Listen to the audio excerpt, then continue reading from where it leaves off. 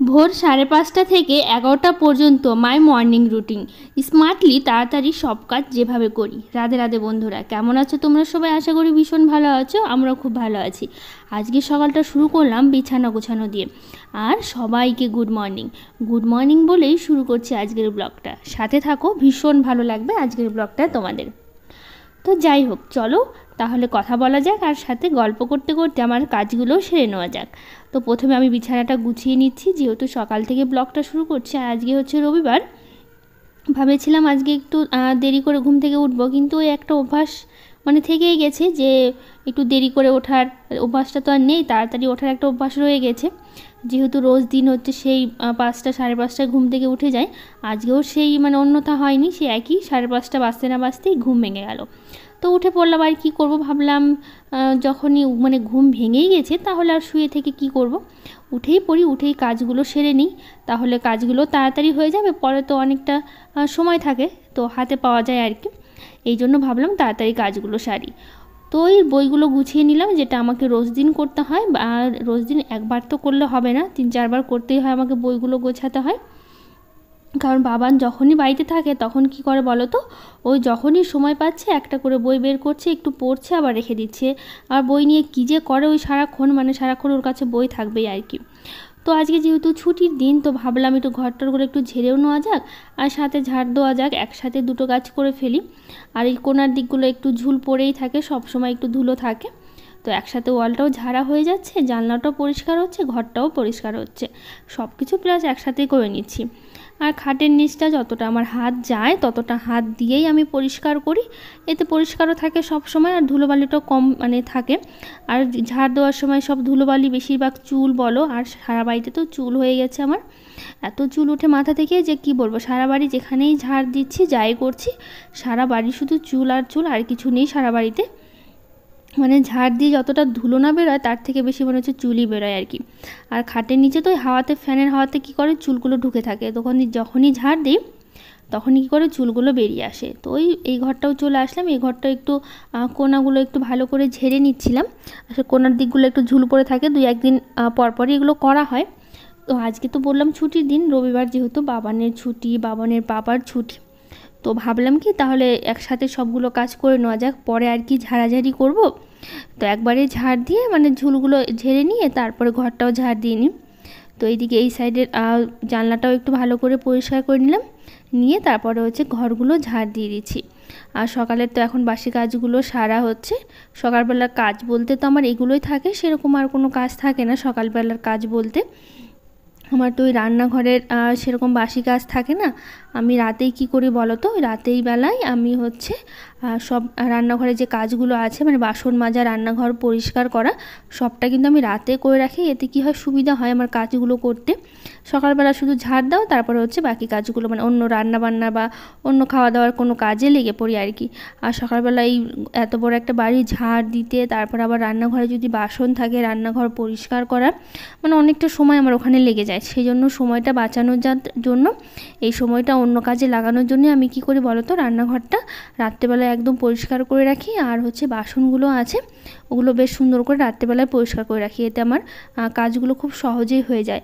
আসলে আমার আবার সকালবেলা উঠে যেহেতু রান্নাটা বসাতে হয়, আর সকালবেলায় বাসি কাজগুলো না সেরে আবার স্নান করি, স্নান সেরে পুজো করি, তারপরে আবার রান্না বসাই, আবার 9:30টার মধ্যে রান্নাটাও শেষ করতে হয়, যেহেতু ওরা খেয়ে দিয়ে বেরোয়। তো সেই জন্য কী করি বলো তো, এই হচ্ছে যাতে সকাল সকাল উঠে তো কাজগুলো সারি, আর রাত্রিবেলা রান্নাঘরের কাজটা করে রাখি, এতে আমার কাজগুলো করতে প্রচণ্ড সুবিধা হয় আর কি। এভাবে একটু আমি প্ল্যান করে একটু হিসেব করে কাজ করি আর কি, যাতে আমার কাজগুলো করতে সুবিধা হয় বা সহজেই হয়ে যায়। কম সময় তো হয়, আর এই দুপুরবেলা না আমার কাজ করতে ভালো লাগে না, রোদের মধ্যে, গরমের মধ্যে, আর দিনের সকাল টাইমটা একটু ঠান্ডা ঠান্ডা ভাবটা থাকে, রোদ গরম তো থাকছে, আর এখন যেহেতু কিছুদিন ধরে বৃষ্টি হচ্ছে না, সেরকম আর কি গরমটা নেই আর কি, একটু গরমের পরিমাণটা একটু কম আছে আমাদের এখানে। আর তো রোজ একবার হলো বৃষ্টিটা হচ্ছে, আবার মাঝখানে একদিন বাদ দিলেও পরের দিন ঠিক বৃষ্টিটা চলে আসছে। তো সেই জন্য কী করি, মানে সেই জন্য আর কি এই মানে কাজ করতে একটু সুবিধা হচ্ছে, নইলে যা প্রচণ্ড গরম দেয়, আর দুপুরবেলা তো আরও গরম হয়ে যায় আর কি ঘর বাড়িগুলো, তখন না কাজ করতে করতে মানে একদম ঘেমে যাই, আর ভালো লাগে না কাজ করতে। সেই জন্য খুব সকালবেলা উঠি আমি, উঠে একদম ঝাড়টার দিয়ে পুজো স্নান সেরে পুজো সেরে রান্নাটাও হয়ে যায়, আমার কাজ মোটামুটি 11টার মধ্যে শেষ হয়ে যায়।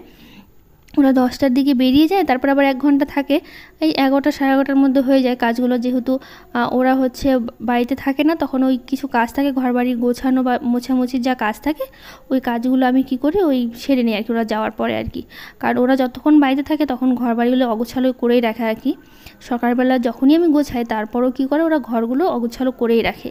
তো সেই জন্য কী করি আমি, ওরা যাওয়ার পর আরেকবার করে ঘরটরগুলো ঝেড়ে বিছানাটাও ঝেড়ে পরিষ্কার করে নিই। 1 ঘন্টার মধ্যে হয়ে যায় আর কি আমার। ওই সকাল থেকে 11টার মধ্যে কী করি বলো তো, সব কাজ প্রায় শেষ হয়ে যায়, আর কোনো কাজ থাকে না। কাজ বলতে একমাত্র বাবানকে স্কুল থেকে আনা আর কি, ওর যখন ছুটি হয় ওটাই একটা কাজ থাকে। 11টার মধ্যে সব কাজ শেষ হয়ে যায়। আর সকালবেলার রোজ দিনের মর্নিং রুটিনটা আমার এরকমভাবেই চলে আর কি, যেরকম বললাম আর কি। ওই বাসি কাজ দিয়ে শুরু করি, আর ঘরটা ঝাড় দাও, ব্যাস ওইটুকুই কাজ থাকে, আর সেরকম কাজ থাকে না। তারপরে স্নান সেরে পুজো, তারপর হচ্ছে রান্না। আর গাছে না প্রচুর বেগুন হয়েছে জানো তো, এই মানে যতদিন ধরে বেগুনের গাছ লাগিয়েছি, এমনি তো কয়েকটা করে তোমরা তো দেখেছো, তোমাদের সবসময় তো শেয়ার করি, অল্প করে হয়েছে। আজকে দেখো 1 ঝুড়ি বেগুন পেয়েছি, কতগুলো বেগুন, বেশ অনেকগুলো, মানে এবার প্রথম আর কি এতগুলো বেগুন দিল, মানে হলো আর কি গাছে আর কি। যতবার তুলেছি একটু কমই তোলা হয়েছে। তো জবা গাছে তো ফুল ফুটেছে দেখালাম, তো ফুলগুলো তুলে নিলাম। এখন যেহেতু বেগুন তোলা হয়ে গেল, ফুল তুলে তারপরে স্নান সেরে তারপরে হচ্ছে পুজো দেবো। পুজো দিয়ে তারপরে হচ্ছে আজকে যেহেতু ছুটির দিন রবিবার, তো সকালবেলা আজকে আর ভাত করব না, একটু ঘুগনি করব। তো দেখো স্নান সেরে কিন্তু আমার পুজো হয়ে গেছে একদম। পুজো দিয়ে তারপর রান্নাঘরে আসলাম। তো ছোলাটা আমি রাতে ভিজিয়ে রেখেছিলাম, ভাবলাম ছোলার ঘুগনি করি, তো সেই জন্য হচ্ছে ছোলার ঘুগনি করব। আর করব আজকে রুটি বা পরোটা কিছু করতে চেয়েছিলাম, তো বাবানের বাবা বললো কি যে ওগুলো করতে হবে না, তুমি ছোলার ঘুগনিটা করে নাও, আর একটু হচ্ছে মুড়ি দিও, মুড়ি দিয়ে ঘুগনি দিয়ে খাবে আর কি, ঘুগনি মুড়ি। তো বললাম ঠিক আছে তাহলে তাই হবে, আজকে আর হচ্ছে কিছু করছি না রুটি বা পরোটা, মুড়ি দিয়ে ঘুগনি দিয়ে খাও। তো ছোলারই যেহেতু করছে, এদিকে ঘুগনির জন্য যা যা মশলা লাগে সবটাই রেডি করে নিচ্ছি। নিতে নিতে আগের দিন ব্লগে যারা কমেন্ট করেছে তাদের নামগুলো একটু নিয়ে নিই। Jyotsna Karigar, Rasmita Shah, Rinti Haldar, Urmila blog, Ratna Mithun Sarkar, Namita family garden, PS blog, Papri's kitchen. তো সবাইকে অনেক অনেক ধন্যবাদ, অনেক অনেক ভালোবাসা এত সুন্দর সুন্দর কমেন্ট করার জন্য। এভাবে ভালোবাসা দিও, আর এভাবে হচ্ছে পাশে থেকো। তো যাই হোক, এদিকে আমি রাতের যে বাসনগুলো ছিল, বললাম না রাত্রেবেলা আমি বাসন মেজে রান্নাঘর পরিষ্কার করে রাখি, তো রাতের যে বাসনগুলো ছিল সেগুলো একটু গুছিয়ে নিলাম বাসনগুলো। আর রাত্রেবেলা বাসন মেজেভাবে রেখে দিই গামলাতে, তো জলটা তো সারা রাত ঝরে যায়, শুকিয়ে যায়। তারপর হচ্ছে বাসনগুলো সুন্দর করে গুছিয়ে রাখি। তারপরে হচ্ছে ঘুগনির জন্য মশলা করে নিয়েছি, আর এদিকে ছোলাটা সেদ্ধ বসিয়ে তারপরে বাসনগুলো গুছিয়েছিলাম। আর ছোলাটা সেদ্ধ বসিয়ে কাজগুলো সারছিলাম, তাহলে একটু তাড়াতাড়ি হয়ে যাচ্ছিলো আর কি। নইলে আবার সেইগুলো রেডি করে তারপর ছোলা বসাবো, তখন আবার একটু অনেকটা সময় লাগে আর কি, হাতে বসে থাকতে হয়। তো এভাবেই একটু কাজ করি আর কি, একটু বুদ্ধি করে, যাতে কাজগুলো তাড়াতাড়ি হয়, একটু সহজেই হয়ে যায় আর কি। তো যাই হোক, এদিকে দেখো মশলাটা কষিয়ে নিয়েছি, তারপরে সেদ্ধ করা ছোলা দিয়ে একটু কষিয়ে নিচ্ছি। আর আলুগুলো তো কেটে রেখেছিলাম, আসলে ঘুগনিতে না আমার আলু না দিলে জানি না কেন ভালো লাগে না। তা ছোলা বড় আর মটর বড় দুটোতেই আমি আলু সবসময় দেওয়ার চেষ্টা করি। আসলে আমার আলু খেতে ভীষণ পছন্দ আর কি, ভীষণ ভালো লাগে আলু খেতে। তো আমি চেষ্টা করি যাই রান্না করি না কেন ওর মধ্যে কিছু আলু দিতে আর কি, যে আলু ছাড়া বোধ হয় আমি একদিনও কোনো কিছু রান্না বাদ দিই না আর কি, যেদিন আলু ছাড়া কোনো রান্না হয় আর কি। তো এইদিকে হচ্ছে 3 জনের জন্য বেড়ে নিচ্ছি আর কি, বেড়ে নিয়েছি আর কি, বাবানের পাপা, বাবান আর শাশুড়ি মায়ের জন্য 3 জনকে দিয়ে দিলাম। দিয়ে আমিও বাটিতে করে একটু বসে খেয়ে নিয়েছিলাম আর কি। তো খেয়ে দিয়ে তারপরে এই যে সকালবেলা খাওয়া দাওয়ার যে বাসনগুলো ছিল, এক ঘুগনি খাওয়ার জন্য দেখো কতগুলো বাসন জমা হয়ে গেছে। আসলে ছুটির দিন করে একটু চেষ্টা করি একটু অন্যরকম করার, কারণ রোজ দিন তো সেই একই রকম, সকালবেলা উঠো রান্না করো, মানে ভাত সেই রোজ দিন ভাত খেতে হয়। তো ছুটির দিন করে চেষ্টা করি একটু আলাদা কিছু খাওয়ার, তাহলে একটু ভালো লাগে আর কি। নইলে একই রকম না রোজ দিন না ভালোও লাগে না, রোজ দিন সবারই কি একই রকম ভাল লাগে খেতে? সেই সকালবেলা উঠো, কাজ সারো, কাজ তো করতেই হবে, কাজ না করলে হবে না, একার সংসার যেহেতু কাজ পড়ে থাকলে আমারই থাকবে, আবার করলে আমারই হবে আর কি। তার জন্য কাজ ফেলে রাখি না আমি কখনোই, সবসময় চেষ্টা করি করে নেওয়ার আর কি। তো সেই জন্য এই ছুটির দিনগুলো একটু আলাদা রকম করি, ভাবি যে একটু দেরি করে উঠবো ঘুম থেকে, কিন্তু ওই একটা অভ্যাস হয়ে গেছে 5টা 5:30 ওঠার, মানে ওই টাইম আসলেই ঘুম ভেঙে যায়। তখন ভাবি আর তো ঘুম আসে না, তখন তো ভাবি শুয়ে থেকে কি করব, এর থেকে ভালো উঠে কাজগুলো সেরে নিই, তাহলে সুবিধা হবে আর কি। তো সেটাই করি আর কি। তো ওই খেতে খেতে দেখলাম যে খাওয়ার বোতলগুলো তো একদম খালি হয়ে গেছে।